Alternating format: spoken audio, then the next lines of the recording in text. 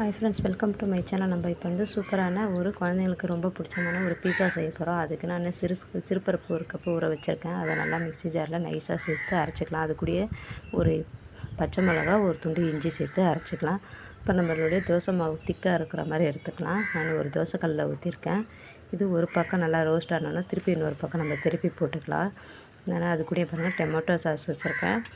Tomato sauce வந்து மேலே நல்லா தடவி வச்சுக்கலாம். நல்லா தடவிட்டு அதுக்கு மேலே வந்து சீஸ் போட்டிருக்கேன் பாருங்கள். சீஸ் துருவி வச்சுருக்கேன். அந்த சீஸை போட்டுக்கிட்டு அது மேலே குடமிளகா, கேப்சிகமும், ஆனியன், தக்காளி வச்சுருக்கேன். 3 வச்சுருக்கேன். மேலே இன்னும் கொஞ்சம் நம்ம சீஸ் சேர்த்துக்கலாம். இது வந்து நம்ம வீட்டிலே பண்ணுறதுனால சூப்பராக ஹெல்த்தியாக இருந்துச்சு. டேஸ்ட் வந்து சூப்பராக இருந்துச்சு.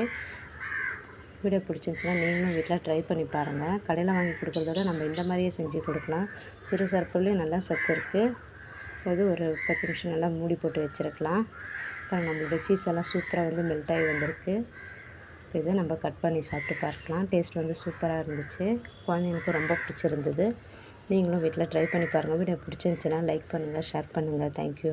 நம்ம இன்னொரு வீடியோவில் நெக்ஸ்ட் வீடியோவில் பார்க்கலாம். வீட்டில் நீங்களும் ட்ரை பண்ணிவிட்டு எப்படி இருந்துச்சுன்னு எங்களுக்கு கமெண்ட்டில் சொல்லுங்கள். தேங்க்யூ.